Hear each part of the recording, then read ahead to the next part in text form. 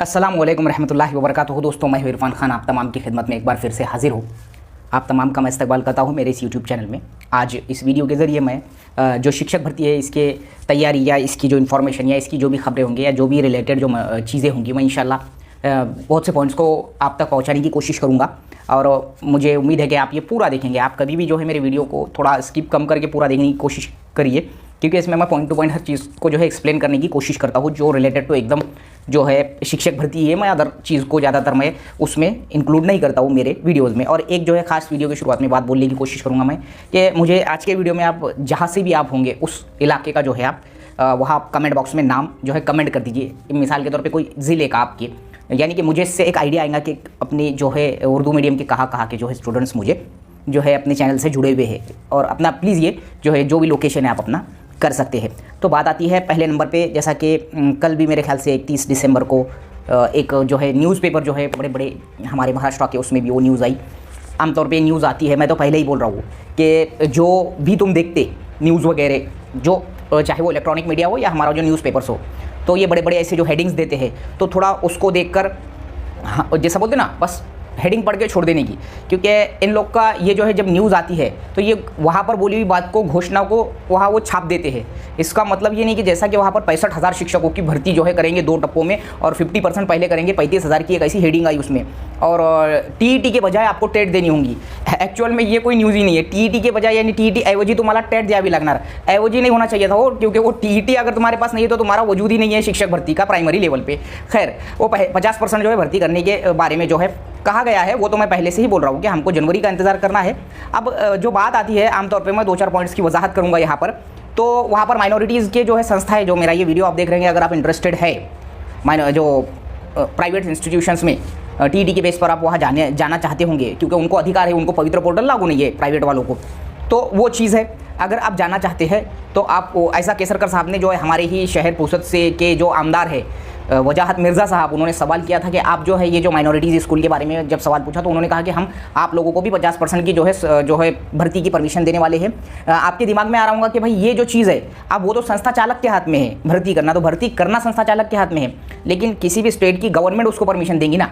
जो संचालय जो रहता कि शिक्षण विभाग का, वहाँ से परमिशन मिलती है, वहाँ से अप्रूवल्स मिलते हैं, वहाँ से हर चीज़ जो है मिलती है, जब जाकर वो भर्ती कर सकती है, तो वो परमिशन ग्रांट करेंगे ऐसा उन्होंने कहा है। फिलहाल में माइनॉरिटीज़ को पवित्र पोर्टल लागू नहीं है। माइनॉरिटी स्कूलों को, वो माइनॉरिटी में सिर्फ उर्दू स्कूल ही काउंट नहीं होती, ऐसी स्कूल है जिनको माइनॉरिटी सर्टिफिकेट मिला हुआ है या का दर्जा मिला हुआ है, तो वो माइनॉरिटी स्कूल्स होती है। स्पेशली अपने मीडियम के लिए माइनॉरिटीज़ जो है संस्थाएँ होती है, जो कि आर्टिकल के सेक्शन आई थिंक 30 के हिसाब से हमको उसका अधिकार है, वो उस मामले में जो है हमको उसका भर्ती का अधिकार है। ये बात हो गई। अब रही बात शिक्षक भर्ती की, तो आमतौर पर ऐसे जो है हम लोग जो है सवाल कर रहे हैं, आप लोग जो है सवाल करते हैं कि पॉसिबल है क्या कि भाई बार बार तो वो बोल रहे हैं कि भाई फरवरी में ही पेपर लेंगे, फरवरी में। तो देखो, जो वो इतना कॉन्फिडेंटली बोल रहे हैं मतलब वो पेपर तो लेंगे, ये बात साफ है, यानी कि एग्जाम लेंगे, ये बात क्लियर दिख रही है। लेकिन जैसा मैं अपनी अगर ज़ाती राय बोलूँ तो फरवरी में जो है एग्ज़ाम का होना फॉर्म लेकर, ये पॉसिबल मेरी नज़र में नहीं है। कोई भी कंपनी ले लो वो, लेकिन ये पॉसिबिलिटी दूर भी हो सकती है अगर उन्होंने सही दिलो जान से कोशिश करे तो, प्रशासन ने या फिर मंत्री ने जिस तरीके से, जैसा शिक्षण मंत्री साहब ने, ऐसा अधिकारियों का कहना है कि हमको ऑर्डर दे दिए है और हम तैयारी में लग चुके हैं, ठीक है, तो मार्च में एग्जाम हो सकता है, मे भी पॉसिबिलिटी है, ठीक है, कि मार्च के एंड तक जाएगा वो और उसके अप्रैल में रिजल्ट आके जून से ज्वाइनिंग देना शुरू करेंगे। अब इसमें जो है मसले मसाइल ज़्यादातर उर्दू मीडियम में ज्वाइनिंग के वक्त में होते नहीं है, क्योंकि यहाँ पर जो है सीधा सीधा मामला होता है, यानी कि जो भी कास्ट अवेलेबल होते हैं उनको ले लिया जाता है, जो कास्ट अवेलेबल नहीं रहती उर्दू मीडियम में, जो भी कास्ट होती है SC ST वगैरह, उनको कन्वर्टेड टू ओपन करके ले लिया जाता है। अदरवाइज मराठी मीडियम के जो तमाम जो स्टूडेंट्स होते हैं उनके अंदर अगर कुछ मसले मसाइल आ गए तो वो कोर्ट तक जाते हैं, तो वो एक अलग मसला है। रही बात, अगर आप कल परसों का, अगर मैंने जो वीडियो बनाया था कि उन्होंने एक ऐसा स्टेटमेंट दिया है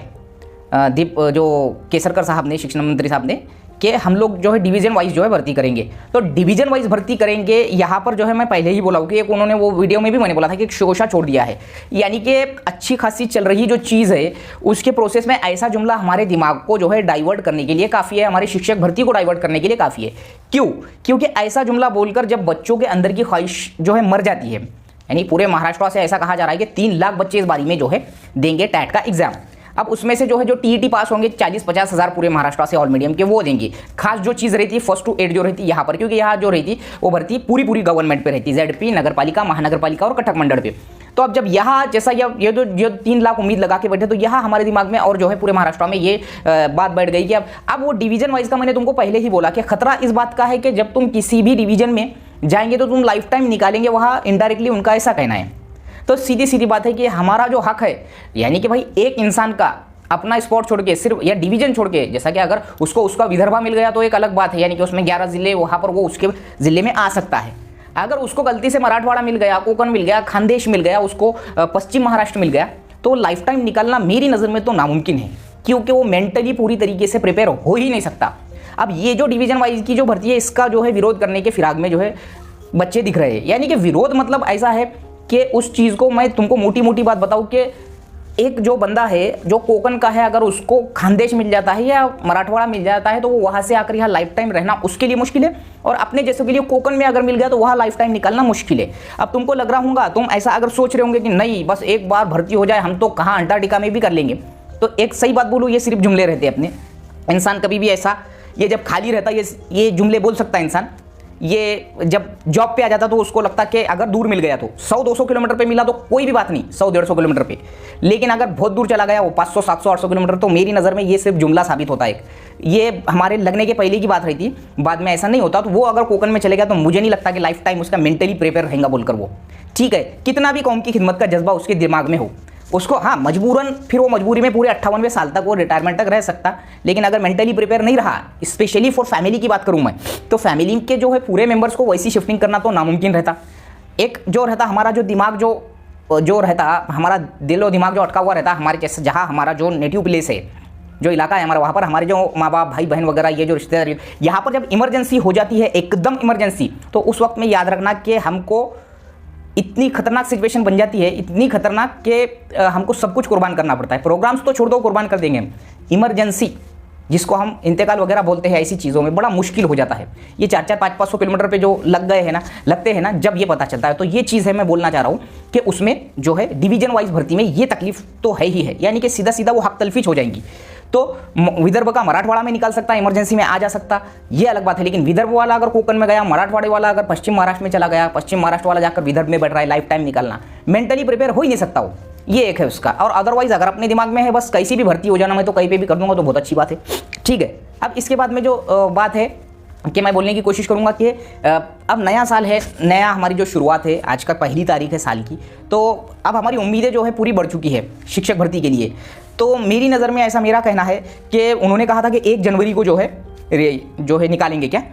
परिपत्रक निकालेंगे, बोले थे उन्होंने ऐसा, दीपक केसरकर साहब ने। इत्तेफाकन 1 जनवरी इतवार का आ रहा है, तो 1 जनवरी के बजाय वो हो सकता है कि कल परसों में कुछ परिपत्रक निकाले, ऐसा भी जो है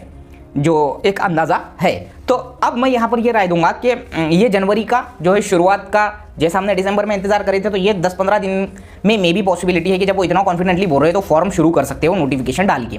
ओवरऑल वैकेंसी अगर उनके कहने के हिसाब से वो 35,000, 50% बोल रहे हैं ना, 35,000 भरेंगे।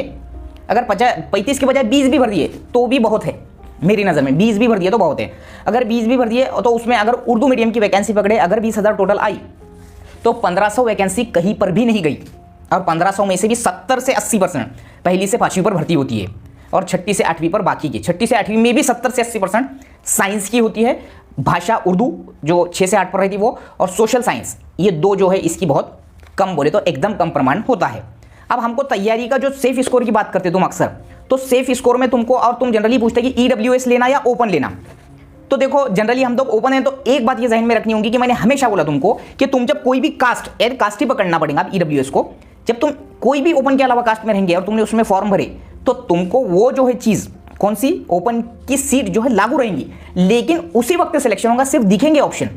तुम सिलेक्ट नहीं कर सकेंगे ऑप्शन, उसी वक्त दिखेंगे कब, जब तुम मेरिट क्रॉस करेंगे, और तुम उसी वक्त ओपन में सिलेक्ट होंगे जब ओपन की मेरिट, मैंने मिसाल भी देके बताया लास्ट वीडियो में, ठीक है। अब जो फीमेल कैंडिडेट है, जो महिला है, मिसाल के तौर पे जो महिला है कि भाई कास्ट वाली अगर कोई महिला है, अक्सर सवाल पूछते तुम, तो अगर तुम ओबीसी में महिला है तो तुमको ओबीसी का भी आरक्षण है लागू।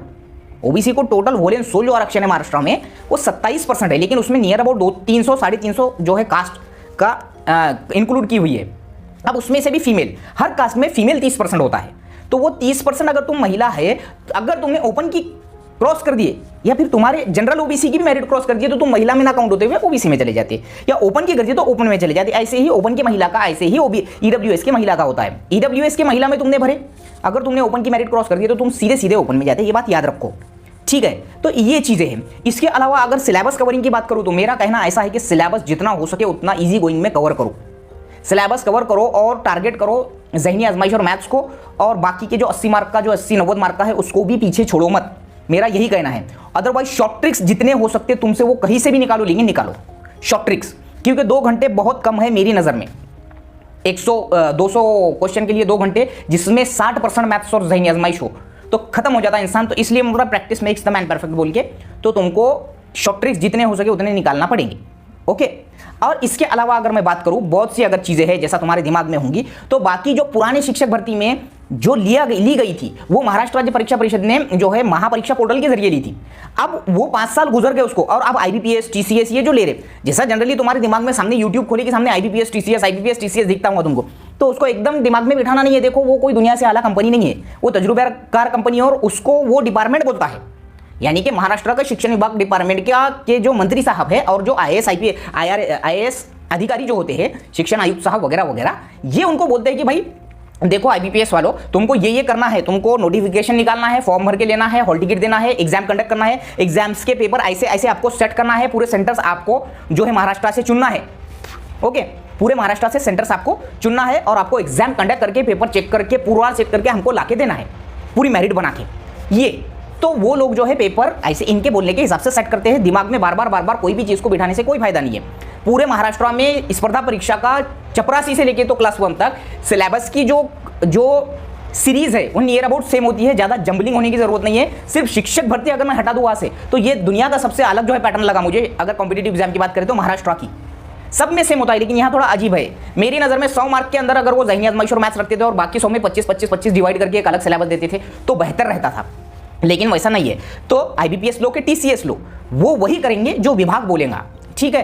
तो ये चीज़ें थी जो मुझे आज के वीडियो के जरिए आप तक एकदम नॉर्मल तरीके से पहुंचाने की मैं कोशिश किया हूँ, लेकिन पढ़ना तुमको है ही, और उम्मीद तो रखना ही होगा। उम्मीद पे दुनिया कायम है, इसलिए मैं बोल रहा हूँ। नोटिफिकेशन कब आएंगी? वो जब आएंगी जब तुमको दिखेंगी, तभी नोटिफिकेशन आएंगी। इस महीने में पॉसिबल है, इस हफ्ते में भी पॉसिबल है। तो वो TCS को ऐसा, कल के स्टेटमेंट में मैंने पढ़ा वो पूरा, वो जो भी हेडिंग थी उसमें अधिकारियों ने ऐसा कहा है कि वो हमने काम शुरू कर दिया है और फिर जल्दी से जल्दी नोटिफिकेशन आएंगी। ये सरकार साहब के भी हिसाब से ऐसा ही लग रहा है। और वैसे आज का वीडियो इसलिए था, आज का वीडियो कैसा लगा ये मुझे ज़रूर बताइए, और कमेंट बॉक्स में ये बताइए कि आप किस इलाके से है, ताकि मुझे पता चल सके कि हमको कहाँ से जो है हमारे जो है दोस्त लोग देखते हैं। अस्सलाम वालेकुम।